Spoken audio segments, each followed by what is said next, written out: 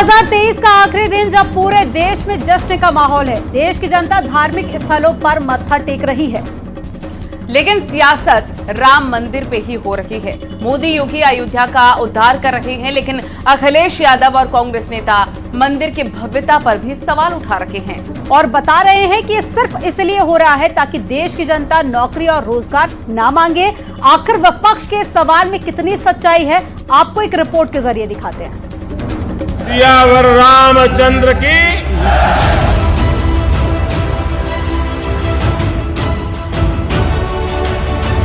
सनातन आस्था के परम पुरुषोत्तम राम मंदिर में विराजमान हो रहे हैं। प्रभु राम जी पधार रहे हैं। मोदी योगी अपने हाथों से प्रभु को टेंट से हटाकर भव्य मंदिर में शिफ्ट करने वाले हैं। 550 साल इंतजार किया है, कुछ दिन और इंतजार किया और अयोध्या के उस काले अध्याय को खत्म कर नया कीर्तिमान कायम करने वाले हैं, जो 500 सालों में नहीं हुआ। ऐसा लगता था कि पूरी अयोध्या नगरी ही सड़क पर उतर आई हो। इस प्यार, इस आशीर्वाद के लिए मैं आप सभी का हृदय से आभार व्यक्त करता हूं। करोड़ों सनातनियों की आस्था का मंदिर, जिसका कपाट खुलेगा, प्रधानमंत्री मोदी रामलला की प्राण प्रतिष्ठा करेंगे। योगी आदित्यनाथ मोदी के साथ मौजूद रहेंगे। तब जो उत्तम नजारा दुनिया देखेगी, उसकी झलक एक दिन पहले दिखी। मैं अयोध्या की पुण्य भूमि पर प्रभु श्री राम से यही कामना करता हूं कि देश के जन जन की कर्तव्य शक्ति से भारत का सामर्थ्य शिखर तक पहुंचे। प्रधानमंत्री नरेंद्र मोदी ने रामनगरी में रामपथ पर रोड शो कर राजपथ तक सीधा संदेश दिया। करीब 35 मिनट के मोदी के संबोधन से साफ हो गया कि लोकसभा चुनाव में मोदी की गारंटी के साथ विकास और विरासत को सम्मान के मुद्दे पर ही बीजेपी चुनाव मैदान में उतारेगी। बस इसी पशोपेश ने विपक्ष की धड़कनें बढ़ा दी है। प्रभु राम जी पधार रहे हैं तो हम भी कुछ दिन इंतजार करें। 550 साल इंतजार किया है, कुछ दिन और इंतजार कीजिए।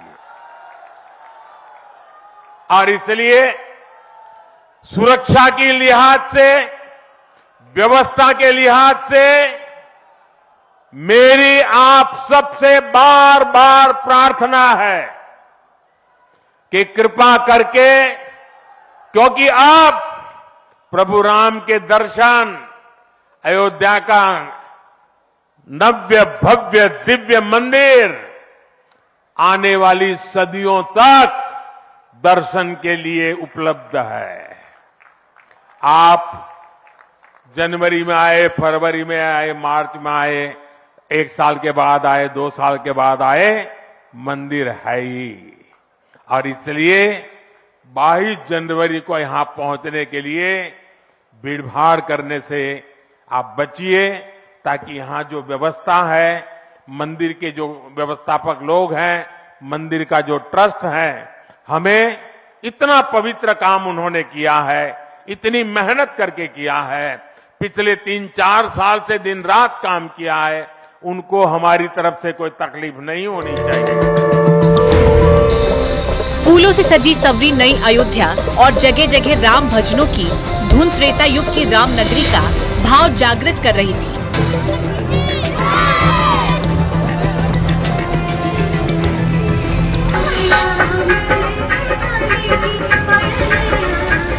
लेकिन इस धुन में मिश्रित उस धुन को भी नहीं भूला जा सकता जो सियासी गलियारों से उठी। विरोध हुई तस्वीरें आंखों को चुभी और जो भाव आए वो कुछ इस तरह थे। आपके कलकत्ता के लोग आएंगे, रामेश्वरम से लोग आएंगे, सब यात्राएं उन्होंने बताई, लेकिन उन्होंने ये नहीं बताया यात्रा आने में आपको कितना खर्चा बढ़ जाएगा। और फिर आप बताइए चाय महंगी होगी कि नहीं होगी महंगी? ईंट महंगी हो गई कि नहीं महंगी? आज ईंट की कीमत क्या है? और चाय कितनी महंगी हो गई? महंगाई चरम सीमा पर है। लोगों के हाथ में नौकरी रोजगार नहीं है। लोग नौकरी रोजगार न मांगे, इसलिए ये सब कार्यक्रम हो रहे हैं।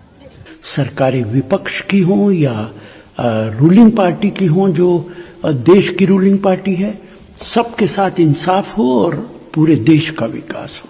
और ये जो कुछ प्रधानमंत्री अयोध्या में कर रहे हैं वो विकास कम है, 2024 के चुनाव की तैयारी ज्यादा है।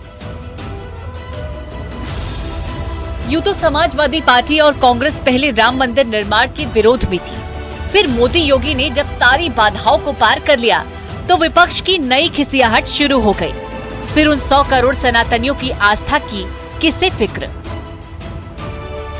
जब बोला तो ऐसा कि सियासी बाजार गर्म हो गया।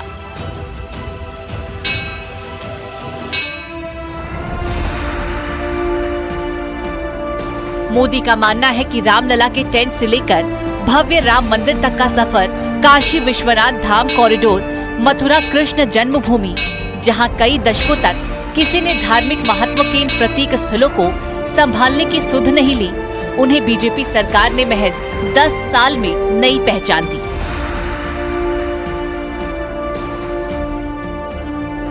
इतना ही नहीं, मोदी की गारंटी का जिक्र करते हुए पीएम ने साफ कहा कि मोदी जो करता है उसे पूरा करने के लिए दिन रात खपा देता है। इसकी साक्षी अयोध्या है और इसी अयोध्या दर्शन मात्र से विपक्ष में दुविधा की स्थिति है। Bureau report, news 18।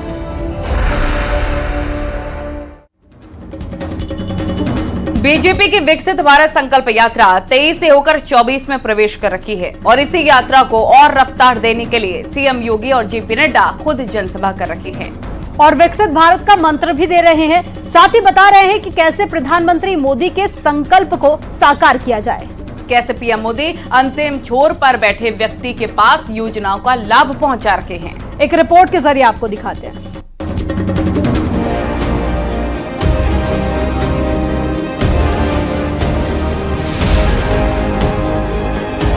सत्ता के शीर्ष पर बैठी बीजेपी अब विकसित भारत संकल्प यात्रा के जरिए उन लोगों के बीच पहुंच रही है जिन्हें केंद्र सरकार की योजनाओं का लाभ मिल रहा है। बीजेपी के लिए ये वो वर्ग है जिसका न जाति से न धर्म से कोई लेना देना है, क्योंकि इस वर्ग को विश्वास सिर्फ मोदी सरकार में हो रहे विकास पर है, जिससे संपर्क साधने के लिए अब उत्तर प्रदेश के तमाम जिलों और गाँव तक अभियान चलाया जा रहा है और जेपी नड्डा के साथ सीएम योगी संदेश दे रहे हैं। 70 वर्षों में जितने आवास नहीं मिले उससे कई गुना आवास हमने डबल इंजन की सरकार थी, मात्र 6.5 वर्ष में 55 लाख से अधिक परिवारों को एक एक आवास दे दिया।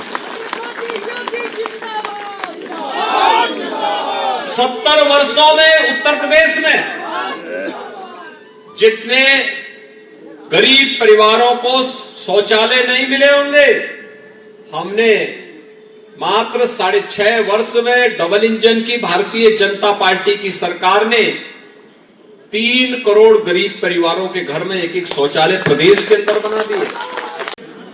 हमारे देश में किसान तीव्र गति से आगे बढ़े, इसकी हमको चिंता करनी चाहिए और इसीलिए ये सारी योजनाएं गांव, गरीब, वंचित, पीड़ित, शोषित, हमारा आदिवासी भाई, हमारे अनुसूचित भाई, हमारे युवा, हमारे किसान, कोई भी व्यक्ति छूट न जाए, इस बात।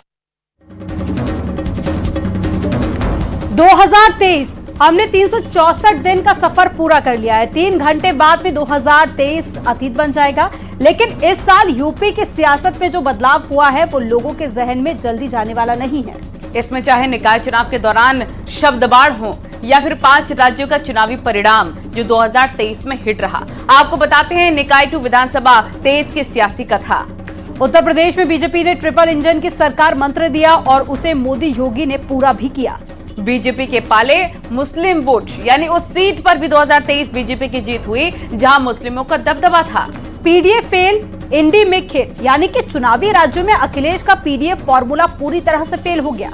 कैसे हुआ ये फेल, ये भी आपको हम दिखाएंगे। प्रधानमंत्री फेस कौन होगा 2023 में, इस सवाल के जवाब तो नहीं मिले, लेकिन अब 24 में इसका जनता को बेसब्री से इंतजार रहेगा। और बात सियासत में धर्म युद्ध की, कैसे राम मंदिर से लेकर ज्ञानवापी तक 2023 में सियासी संग्राम रहा, इस रिपोर्ट के जरिए आपको दिखाते हैं।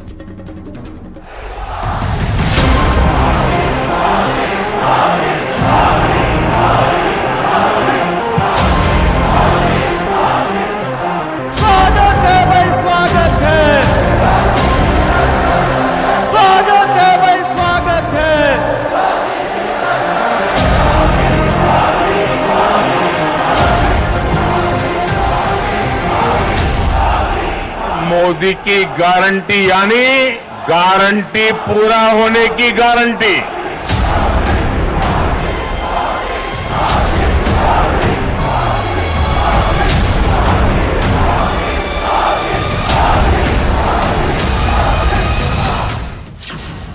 निकाय से विधानसभा चुनाव तक बीजेपी का डंका।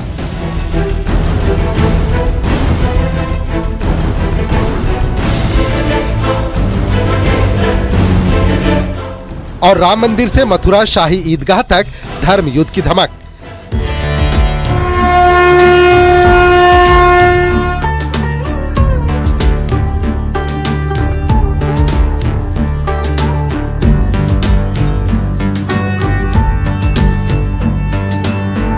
ये वो मुद्दे हैं जो 2023 में सियासत के केंद्र में रहे, और ये वही मुद्दे हैं जो 2024 में भी सियासत के केंद्र में रहने वाले हैं।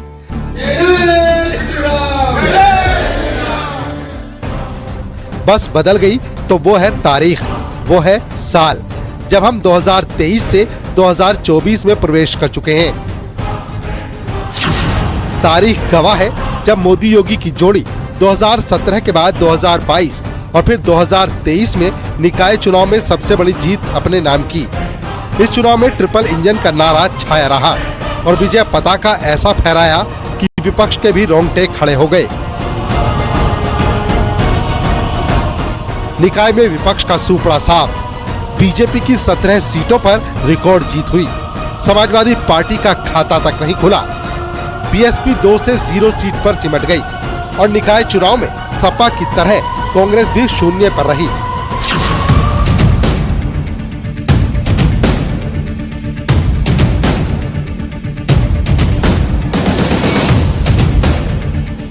उसी वक्त बीजेपी की तरफ से क्लीन स्वीप का नारा जोर पकड़ चुका था, लेकिन विपक्ष के पास एक और मौका आया जिसमें आजम खान के गढ़ को बचाने की चुनौती थी, क्योंकि इसी साल आजम के बेटे को सजा मिलने के बाद स्वार सीट पर फिर से उपचुनाव का ऐलान हुआ और जो नतीजे सामने आए उसने ये साफ कर दिया कि अब मोदी योगी के भाईजान यानी मुस्लिम वोट बैंक पक्का। अब्दुल्ला की विधायकी जाने के बाद स्वार सीट पर उपचुनाव हुए। बीजेपी अपना दल एस गठबंधन की बम्पर जीत हुई। अखिलेश के प्रत्याशी को 9,734 वोटों से हरा दिया। स्वार में 55% मुस्लिम और 45% हिंदू वोटर थे। फिर अखिलेश यादव ने पिछड़ा, दलित और अल्पसंख्यक का नारा दिया और इसी नारे के साथ वो 5 राज्यों के विधानसभा चुनाव में कूद गए, लेकिन वहां समाजवादी पार्टी और कांग्रेस में गठबंधन न होने की वजह से इंडी गठबंधन का दांव फेल हो गया और यहाँ भी विपक्षी झगड़े का फायदा बीजेपी को मिला, जिससे 3 राज्यों में बीजेपी ने झंडा गाड़ दिया और बता दिया मोदी है तो हर जीत मुमकिन है। राजस्थान में कांग्रेस की सरकार गई, बीजेपी की सरकार आई। छत्तीसगढ़ में भी कांग्रेस की सरकार गई, बीजेपी की सरकार आई। मध्य प्रदेश में बीजेपी ने रिकॉर्ड जीत दर्ज कर जबरदस्त वापसी की। साल के आखिर में अब विपक्ष के पास पीएम फेस को लेकर इस कदर कंफ्यूजन की स्थिति बनी कि वो अब तक सुलझ नहीं पाई है। इंडिया गठबंधन में 4 दौर की बैठक हुई, 27 दलों को एक साथ लाने की कोशिश हुई, लेकिन सभी एक मंच के नीचे तो आ गए मगर एक नहीं हो पाए, क्योंकि राहुल को पीएम फेस बनाना चाहती है कांग्रेस, अखिलेश पीडीए सरकार बनाना चाहते हैं, नीतीश खुद को मोदी के कद का मानते हैं, आप केजरीवाल के नाम को आगे बढ़ा रही है। पीएम फेस की रेस में ममता बनर्जी भी आगे हैं। और अब इसमें पक्ष और विपक्ष के बीच धर्म युद्ध छिड़ा है, क्योंकि अखिलेश के स्वामी ने सनातन का अपमान किया, रामचरितमानस पर सवाल खड़े किए, लेकिन इन सब के इतर अयोध्या का उद्धार करने वाले मोदी योगी राम मंदिर का संदेश देते रहे और उन धर्म स्थलों का भी जिक्र करते रहे जिसे वर्षों तक सरकार रहते हुए विपक्ष ने दबा कर रखा था, जिसमें काशी का ज्ञानवापी विवाद है तो मथुरा का कृष्ण जन्मभूमि विवाद, जिसे भी मोदी योगी राम मंदिर की तरह सुलझाने वाले हैं और 23 से निकलकर 2024 में भी मुद्दा बनाने वाले हैं। Bureau report, news 18।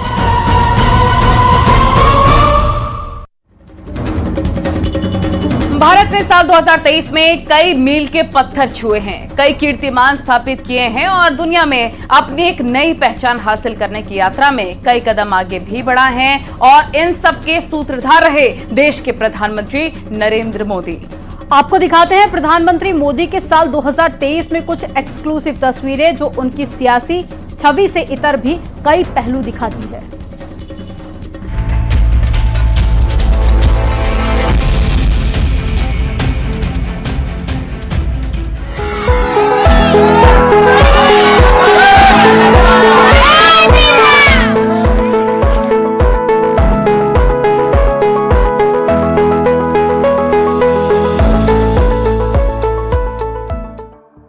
साल 2023 बहुत सारी खट्टी मीठी यादों के साथ अलविदा कर चुका है।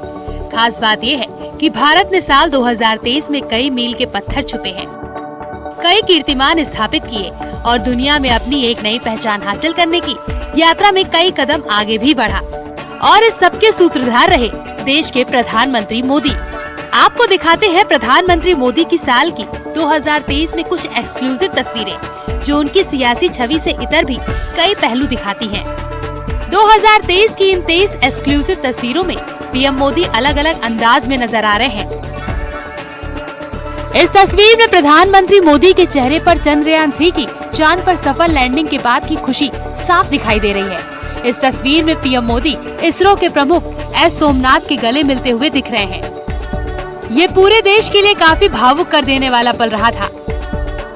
इस तस्वीर में पीएम मोदी बीजेपी के एक दिव्यांग कार्यकर्ता के साथ सेल्फी लेते दिखाई दे रहे हैं। तस्वीर में एक नेता और एक कार्यकर्ता के बीच का बॉन्ड दिख रहा है।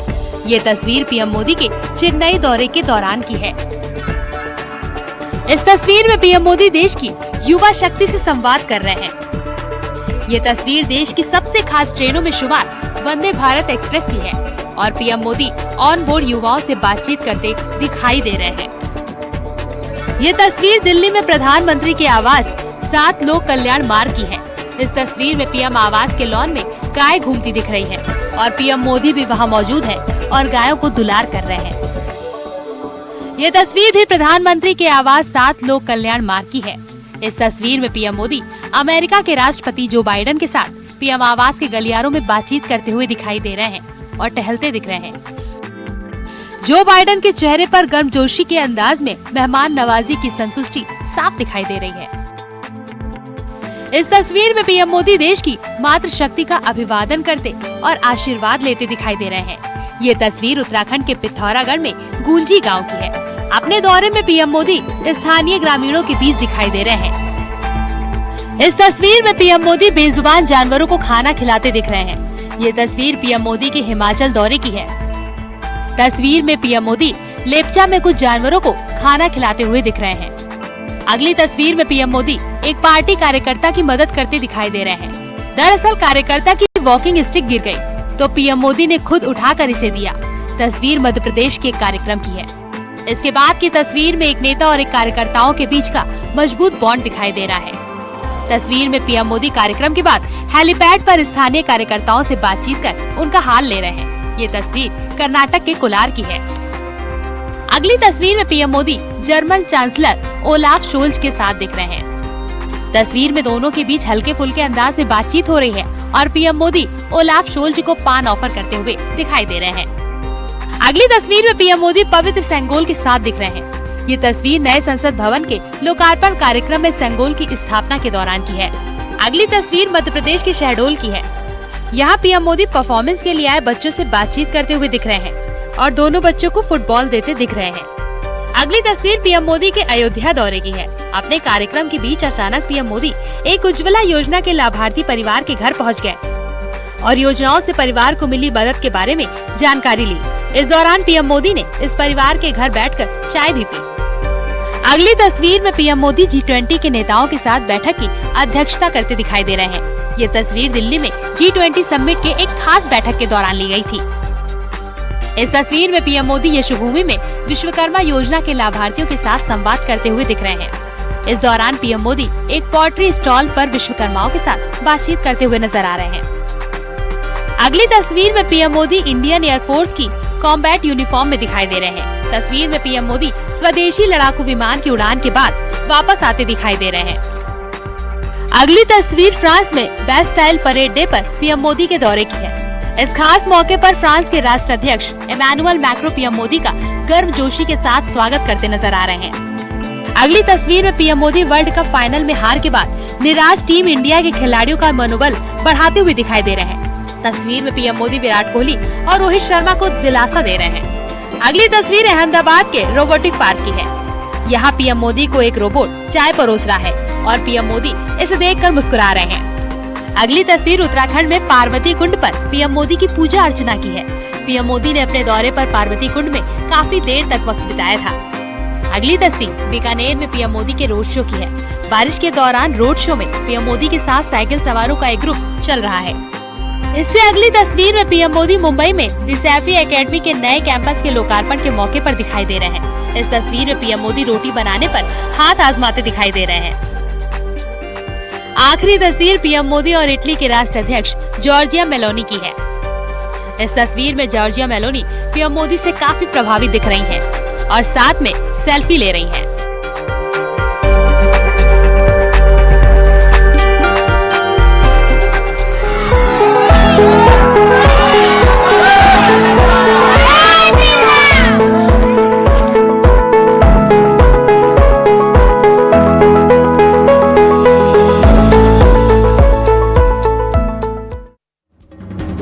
और यहाँ वक्त हो गया एक छोटे से ब्रेक का। खबरों का सिलसिला आगे भी जारी रहेगा, आप देखते रहिए न्यूज़ 18।